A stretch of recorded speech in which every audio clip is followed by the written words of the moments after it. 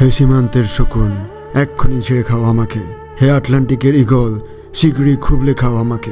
হে বৈকাল হ্রদের বাজ, আছড়ে কামড়ে ছিন্ন ভিন্ন করো আমাকে। আমার রক্তরসে শুধু অসহায়ত্ব আর অভাব। কাগজের কামলারা তারে আদর করে মুদ্রাস্ফীতি ডাকে। ঋণের চাপে নীল হয়ে যাচ্ছে আমার অনুচক্রিকা। সংসার চালাতে অন্তরে হয় ইন্টারনাল ব্লিডিং। কি আশ্চর্য, তবু আমি মরছি না। ওদিকে দোজখের ভয়ে আত্মহত্যা করবার সাহসও পাই না আমি। খোদাকে বললাম আমি মরতে চাই। তিনি বললেন, বেঁচে আছো কে বলল? সহস্রাব্দ উন্নয়নের সাক্ষী হিসাবে রাজা তোমাকে মমি করে রেখেছেন। বাজারে দীর্ঘ নিঃশ্বাস ফেললে নাকি রাজ্যের ভীষণ বদনাম হয়। রাজারও মন খারাপ হয় খুব। কোতোয়ালরা ফরমান জারি করেছে, আমাকে সারাক্ষণই হাসতে হবে, নইলে দেশি কুকুর ও বিদেশি মাগুরকে একবেলা ভালো মন্দ খাওয়াতে হবে আমার মাংস দিয়ে। নিত্যদিন ব্রয়লারের ভুঁড়ি নাকি ওদের ভাল লাগে না। অথবা আমাকে ভাগ দিয়ে বেচা হবে।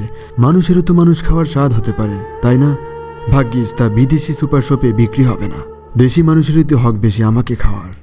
এ দোজখই যখন নিয়তি, তখন আমি উদাম হয়ে ডাকছি দুনিয়ার শ্রেষ্ঠ মাংসাশী বিহকদের, হে ঈগল, চির ও ভয়ঙ্কর বাজেরা, হে সাম্রাজ্যবাদী সাহসী শকুনেরা, তোমরা F-35 মতো, MiG-29 মতো দল ভেদে হামলে পড়ো আমার বুকে। আমার রান থান চক্ষু কলিজা আজ সব তোমাদের গনিমাতের মাল।